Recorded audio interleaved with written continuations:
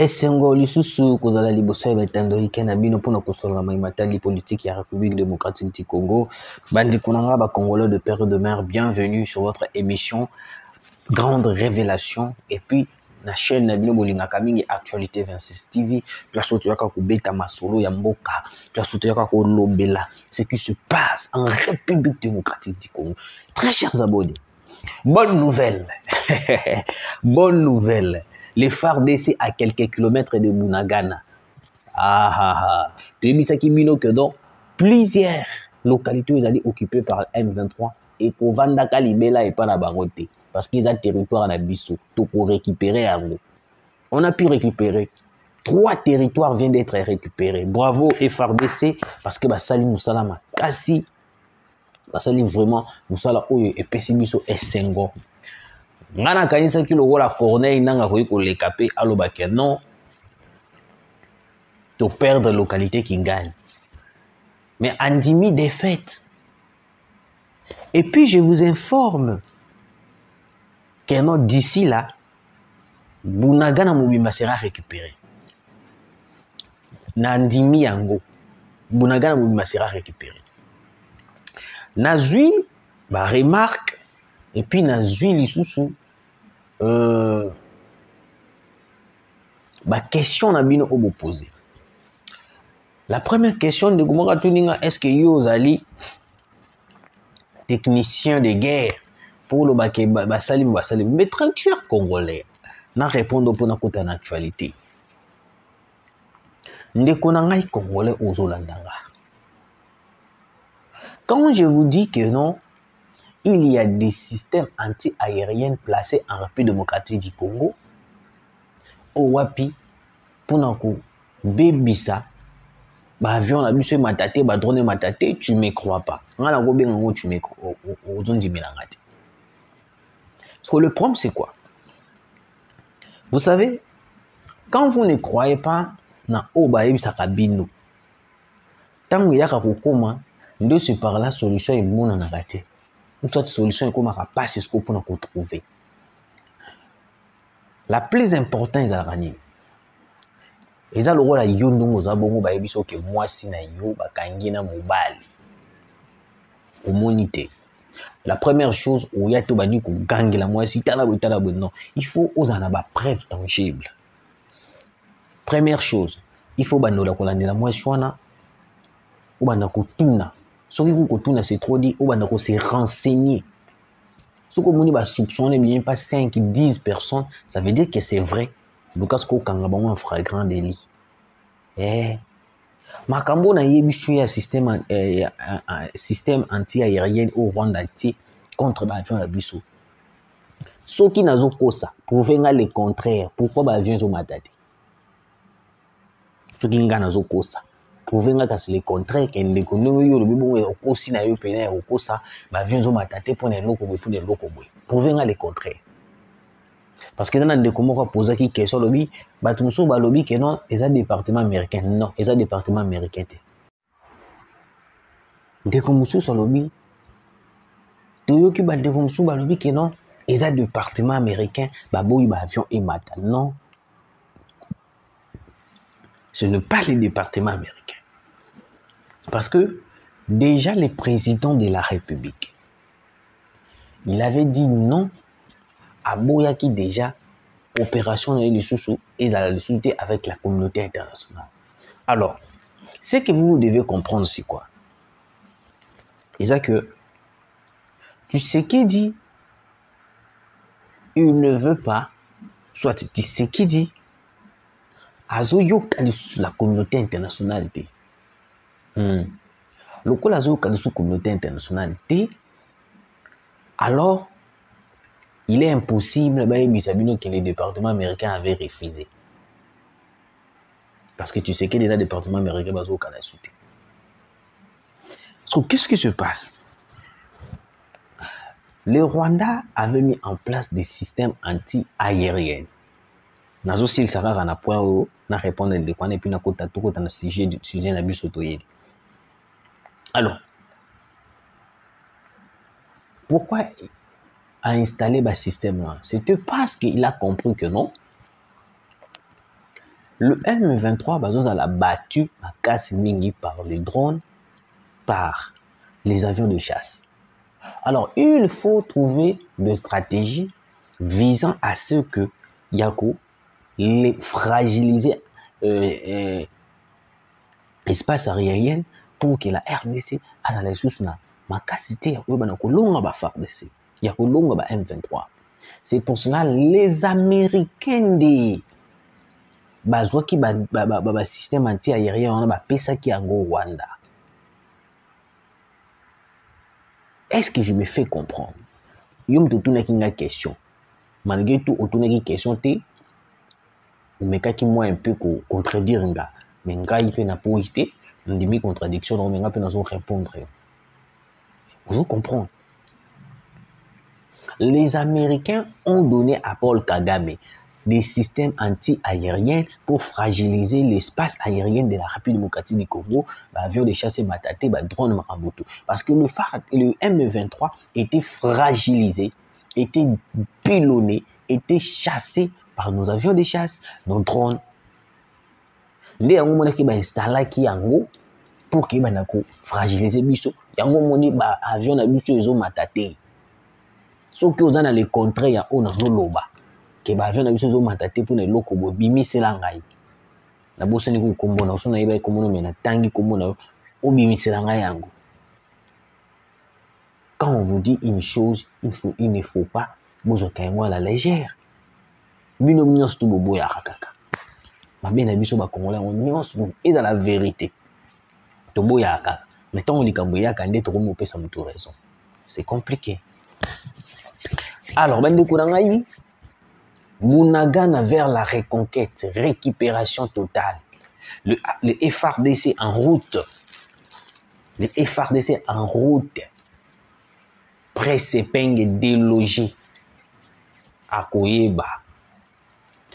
Bandekurangaï, ba Congolais de père et de mère, Bilona Sutubolanda Kabiso, ba Boni Nangaï, Mingi, ya Angola. Il y a Kinshasa, il y a Brazzaville, surtout il y a Brazzaville, et puis il y a Chypre, Canada, France, au Molanda, ils sont tellement ébellés.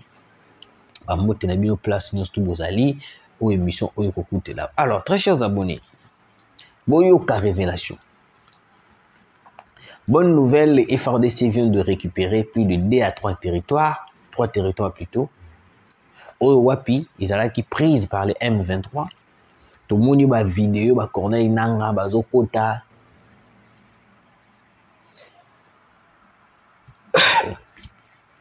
Bazokota. Na Esengo. Pourquoi? Il y avait frappe Maurice Salamaki dimanche. La frappe on est qui frappe il y a FARDC.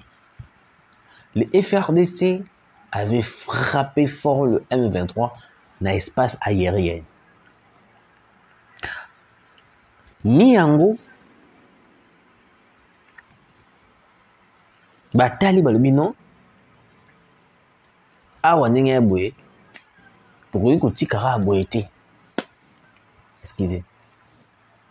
Tokoki kotikaka boye te. Nous devons tout faire pour éliminer, écarter. Batouana bazana musika na biso. Nde moni bazwaki. Bazui ba systématique drone bazui baté. Parce que le FARDC vu que na minute likolo ba bloqué biso. On s'est ravitaillé, tout s'est ravitaillé. Nde yango et poussé biso to ki to récupérer ba espace au bango bazwaki. Ou à autre la tour ba tindi ba vidéo ba ba partager de partout. Yango omoni ba dekonanga. Eric Kuba le jour bazo sambisaye alobaka na bisoni na complicité ya makambo ezota la EST ou AFC batunia stwana Claude Lubaya azana kati Kabila azana kati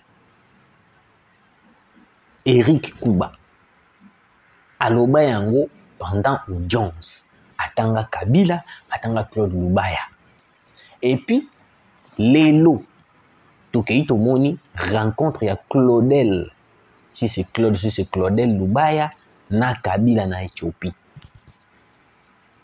Bakutani. Omoni. Parce que tango babiloko wana nyonso ba prouesse ya armée na biso esalaka. Tomonaka aucun média abimaka na télé pour venir acclamer. To ambongo abima pour acclamer. FRDC ba utu ko récupérer 3 localités, 3 agglomérations. Mais na moni mutu moko tabeti mo maboko. Mais ce qui est qui te perdre ambongo ngara lo bakeno l'enfer eza na kata République démocratique du Congo. Je vous passe le message de Wazalendo. Les Wazalendo balobi avant tout comme agir, ils vont récupérer Bunagana. Parce que baza pembeni pour nous récupérer Bunagana. Pourquoi tu le trop Bunagana? On tourne question. Point mais nous alobelaka trop Bunagana. Parce que Bunagana est la clé. Bunagana est la clé. Comment est la clé? Bunagana est la clé. Il y a autre chose beaucoup Bunagana. Ou ba système anti. Ou ba nini ba ravitaillement ba M23. Ça passe par Bunagana. Alors le jour où Bunagana sera récupéré, tous ces frétins là, des M23 là, moi je les appelle de petits frétins. Ils viendront s'agenouiller devant nous. Nous surtout ça parce que dans la place où ils ont ravitaillé, c'est Bunagana. Le jour où Bunagana va tomber, parce que je sais très bien, peut-être que la qui Bunagana est tombé entre les mains de FRDC. Nazal sir le jour en Corneille nanga ba mbangwa ko banda. Na lobi les jours en Corneille nanga ba mbangwa ko banda. Nazal sûr a occupé magana Rwanda. Mbangwa ko banda a occupé magana Uganda na Rwanda. A kozana tanku te ko pema te. Donc a mona ku tan ko pema te.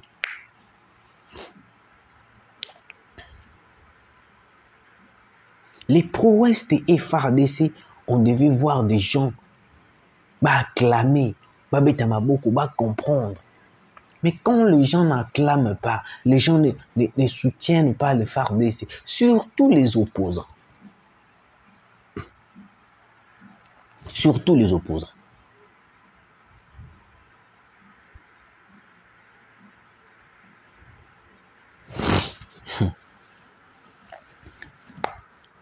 Nouvelle les amis malamu bandeko na biso ba grand frère ba yaya ba papa ba leki na biso bango nyonso to FRDC bendele koyate ba uti ko récupérer territoire o ezalaki prise dernièrement awawa ou ba uti ko betela tolo to récupérer yango to uti ko récupérer yango et puis balobi dans quelques jours Bunagana va tomber. On a des informations ba Wazalendo ba tindelinga balobi dans quelques jours Bunagana va tomber. Donc on récupérer Bunagana. On a des confirmations ba ndeko na biso ba Wazalendo. Nous allons récupérer Bunagana. Alors, deuxième sujet na biso ezali excusez Presse Penge. Presse Penge aleki na itando ike alobi mauvais troupes exaté, mais il n'y a que de mauvais chefs.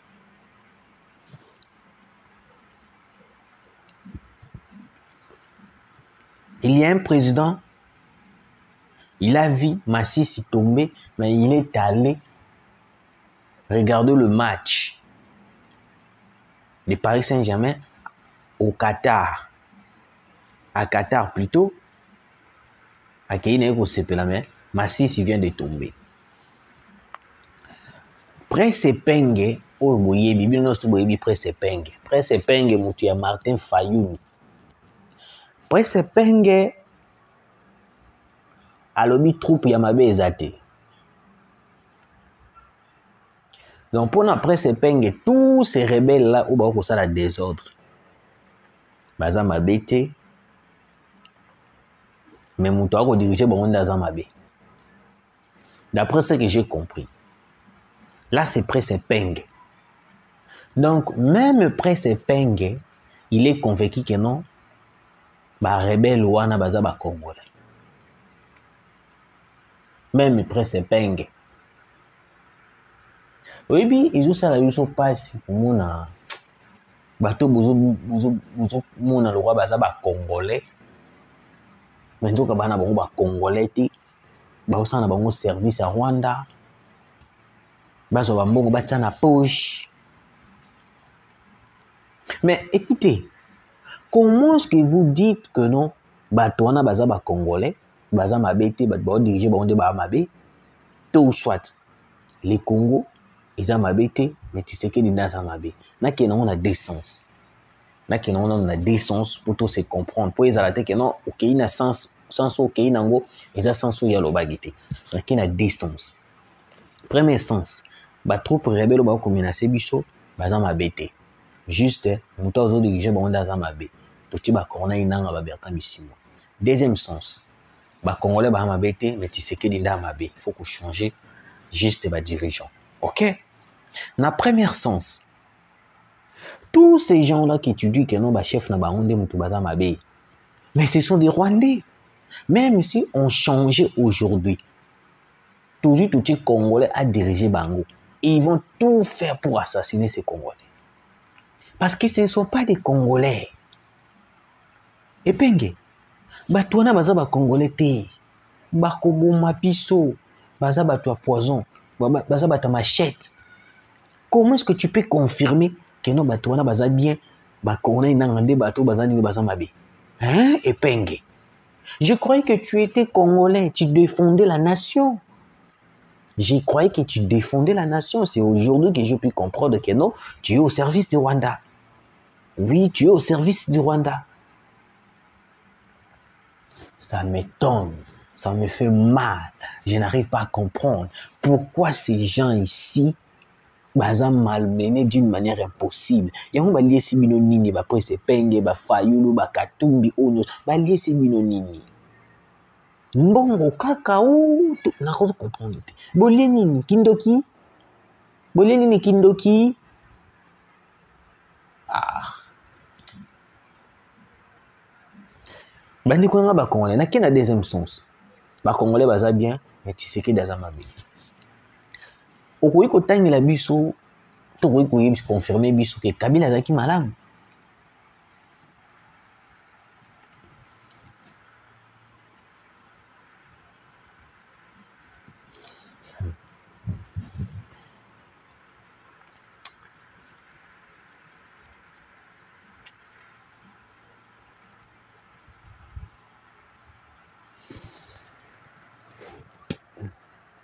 Tovandi na Kabila plus de 18 ans. Tu à 19 ans. Moi, j'ai 19 ans. Akomi de kolinga basi, j'ai diplôme, akomi mature, akomi pe obota, akomi pété, akobota. Moi, j'ai 19 ans. Akosala mambo ebele, moi, j'ai 19 ans. 18 ans kutu. Na kini lelo kutu mona mwana 15 aboti. Akomi so pas en charge. 14 ans, akomi en charge. 15 ans, 16 ans, 17 ans, 18 ans. Mais tu vas dire Kabila pendant 19 ans. Totikala koyo kata mokolo moko te que le Rwanda menaçait la RDC. Nalobi boye. Presse Peng. Tovanda 19 ans na Kabila. Totikala koyo kate na matoi na biso mikeo ke Kabila ndenga zawana a déshabillé Kagame. Seule chose où Olive Lemba yebisaki biso zali ye asinaki ba accord. Kabila. Une personne qui part signer les accords avec des Rwandais qui nous massacrent aujourd'hui. Ndebino bomoni mutu malamu. C'est que vous en mettez maté. Même Fayulu aujourd'hui, j'ai pu comprendre que Fayulu ce n'est pas un Congolais. Oui. Parce que Fayulu, pendant la période à Kabila, a Vimba Awa. Mais lelo Fayulu asangani na Kabila. Fayulu benga Kabila étranger, Rwandais, zonga na mboka na osala lelo Fayulu basangani na Kabila. Le monde est petit. Tout ce que vous faites là, et vous ont la Bible. Ne croyez pas que non, beaucoup à la éternelle. Les sons des Congolais qui crient chaque jour, ou ils ont sopana chaque jour. Je pense que beaucoup périgé en enfer. Voilà autant notre nouvelle Yangwana, les Wazalendo, tout près de Bunagana. Bientôt Bunagana va tomber. Bientôt Bunagana va tomber. Merci Nabino, Koutani Malasima.